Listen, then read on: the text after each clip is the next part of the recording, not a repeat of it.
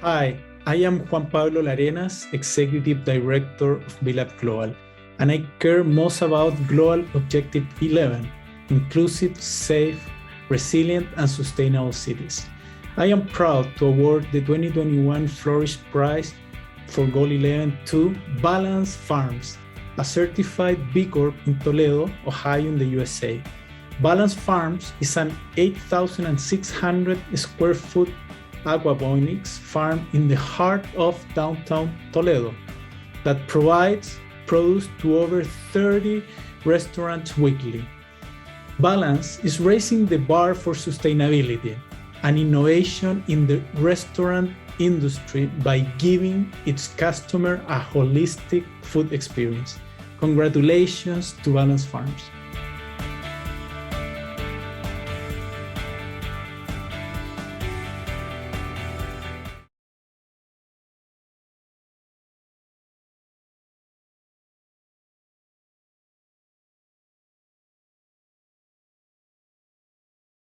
Hi, I'm Megan Buchter. I'm the director of the Fowler Center for Business as an Agent of World Benefit at Case Western Reserve University. At the Fowler Center, we run a program called Aim to Flourish that strives to teach students around the world about the UN Sustainable Development Goals and businesses' role in helping to achieve them. As part of this program, students seek out and interview business leaders and social entrepreneurs that are doing amazing things for the world. Another part of this program is our annual Flourish Prizing process. Every year, we look at all of the stories that have been published on aimtoflourish.com. And after a process where we look at all of the stories and our judges read the stories, we end up with 17 winners, one for each of the 17 UN Sustainable Development Goals. Today, I have the honor of speaking with our 2021 Flourish Prize honorees for Global Goal number 11, Sustainable Cities and Communities.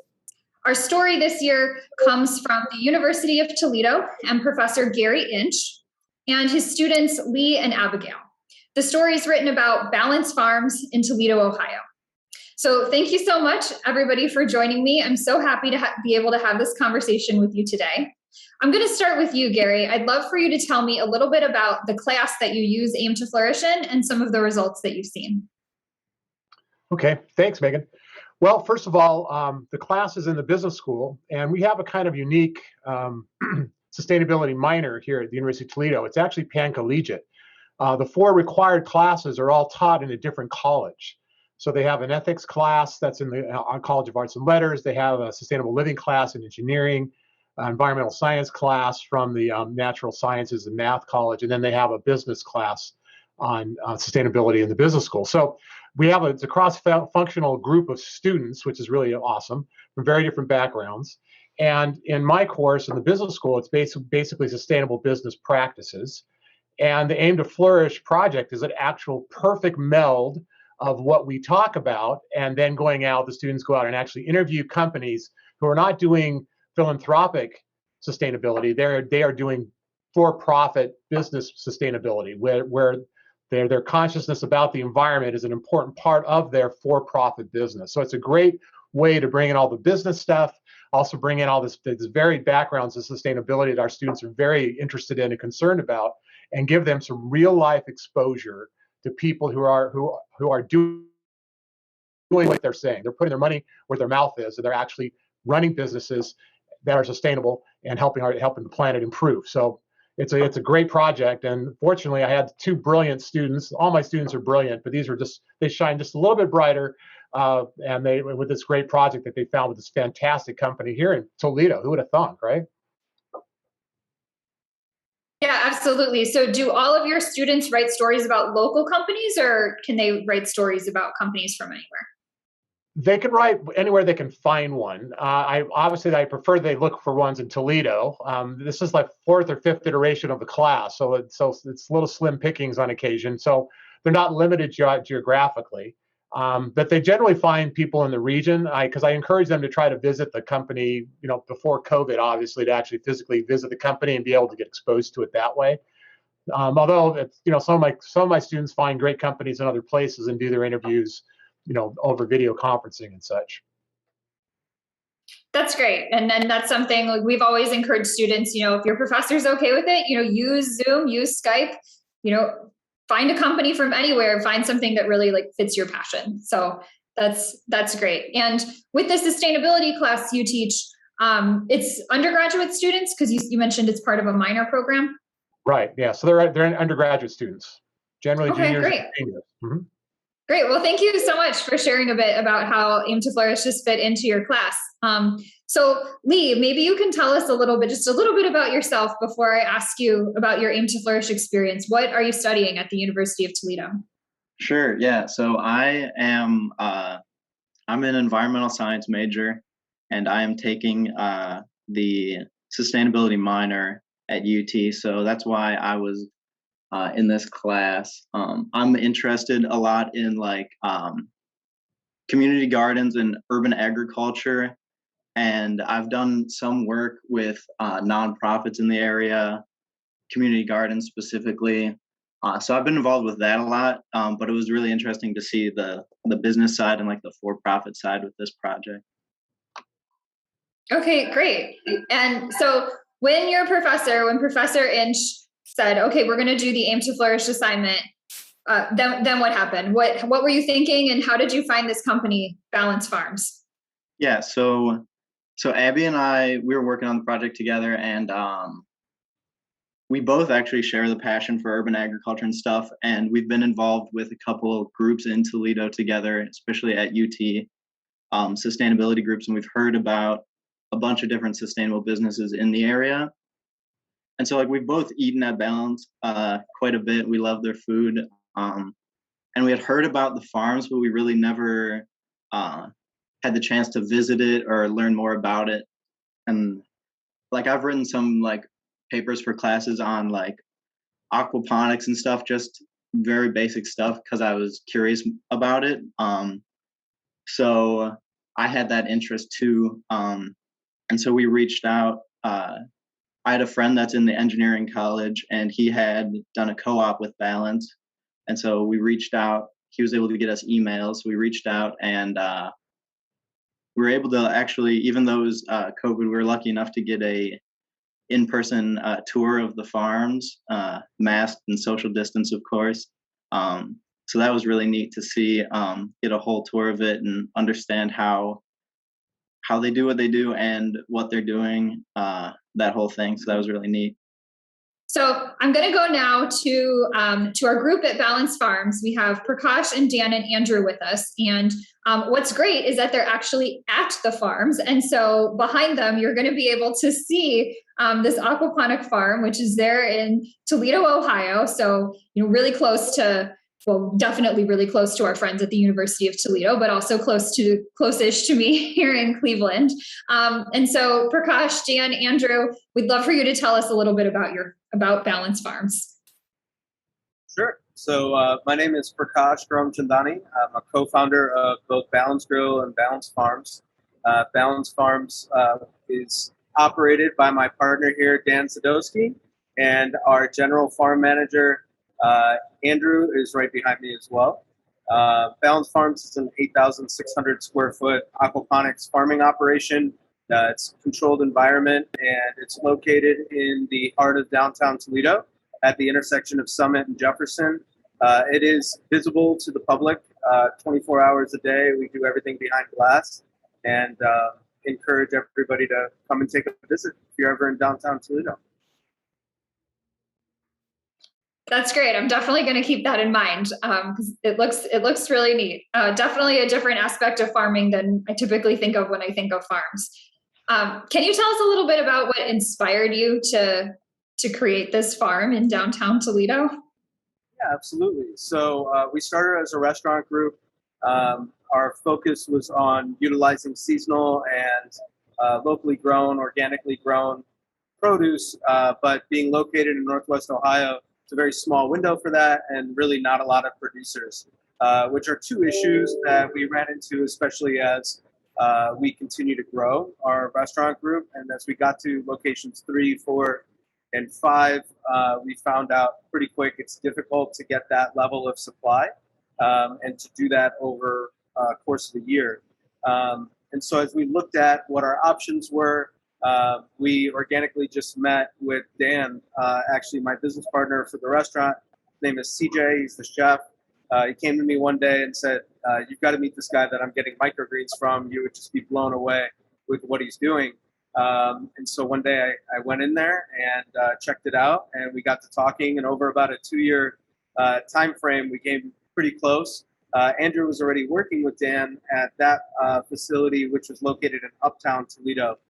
So CJ, my business partner, the chef for Balanced Grill, introduced me to Dan, and we went down to check out his facility, and Andrew was working with him at the time. So we've known each other now since 2015, 2016. It's been quite a period of time. During that time, they actually test grew a bunch of different types of product that we already use at Balance, so we knew we could get that supply and at the scale that we were looking for 365 days a year. It was just a need to scale up the farm side. And so we began talking about how to do that, and Balance Farms is the result of it. So I'm curious, Dan, how did you get into aquaponic farming and then get connected with Balance Asian Grill? So again, my background's mechanical engineering and software development. I had a cousin who had a very high-end restaurant in Chicago. I had half a business plan, and so I ran it past him, and he basically said, "That's great, but here's some problems, and you want to see what I'm doing in my basement." So I went to Chicago, checked out, the name of the restaurant was called Moto, and went and checked out their operation, and then looked at possibilities of scaling it, realizing that in doing it in this environment, energy is one of the main things you have to address and concern yourself with. There's also other waste streams you have to deal with in the design. So I built the first facility as a proof of concept at scale, and then met CJ and PK. And we started talking about what was possible in this environment, and well, here we are. That's amazing. And so I'm curious, so you do this for your restaurant, and you said there's 5 locations now. I think that's what I heard. And so how do you see this growing and expanding? Just on the first part of that is, besides the 5 restaurants, which, by the way, one's in downtown Cleveland, you gave provide the address for that. We also service 30 to 35 other fine dining restaurants between Toledo, Detroit, and Ann Arbor. So it's much larger than just Balance products as far as who we're servicing. And as far as the rest of the question, I think that's more your wheelhouse. Yeah. So how to scale is definitely an important part of it. As we scale our restaurant side of the business, we also want to scale the farm side. So this facility is, really about perfecting technique, processes, and making them in their own way sustainable and repeatable and scalable, so that hopefully we can continue to do this and bring locally grown produce to every market that we go into, and make that more accessible for people, whether that's at grocery stores or within other restaurants besides just our own. And so you mentioned that anybody can come and visit, and there's glass, so you can come and visit the facility and look. Are you hoping to get people in there so that they kind of take these ideas and kind of make aquaponic farming bigger? Yeah, absolutely. We'd love to help, anybody learn how to do what it is that we do, and do it hopefully at scale. The more people who take part in this type of business, it is really about providing access to freshly grown produce, nutrient-dense produce for the community. It is about reducing food miles and the ecological impact of agriculture. So the more people who do it, the greater impact we can make. We can only make so much of an impact with a facility of this size. But once this starts to scale, and there's more of a decentralization of food production, I think we'll be in a much better place here in this country in general. Thank you. This is such a great story for Global Goal 11, sustainable cities and communities. It's so important to have access to fresh, healthy food, and to be able to build a farm in the middle of a city is something that's really, it's really unique, and really something that could help a lot of people. So we really appreciate getting the chance to hear you tell your story, and for you taking the time out of your days to work with Lee and Abigail when they reached out and they wanted to learn more about your organization. And I see that we have Abigail here that was able to join us. And so, Abigail, I would love to hear a little bit about your perspective on your interview with Balance Farms and how that went and some of the things that you learned. Thank you guys for being here, and thanks for the opportunity for the interview, Megan. Yeah, the interview with Lee and I got to speak with Dan mostly, and it was super cool. I had just moved to Toledo, and Lee did too, so I wasn't very familiar with the area, but I loved Balance. I went there all the time, and I was into sustainable agriculture, so I heard about what they were doing, and I was also part of a group on campus that did a lot of sustainability initiatives on campus, and so Balance was kind of the talk of the town in our school. So I wanted to look more into it, and so did Lee.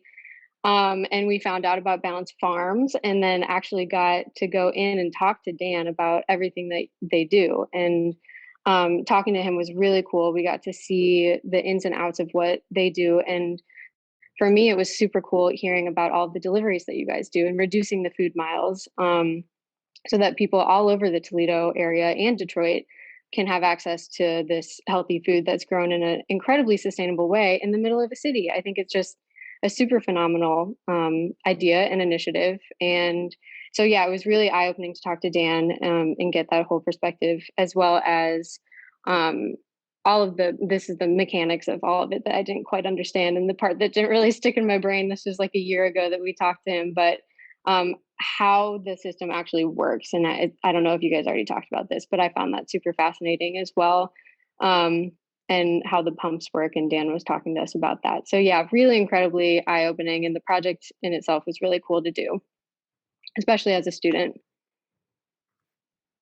Thank you so much, Abigail. And I'm sorry, I should have started off with this, but so I know that Professor Insch's class is for undergraduate students doing a sustainability minor. And so what is it, or was it, that you were studying at the University of Toledo?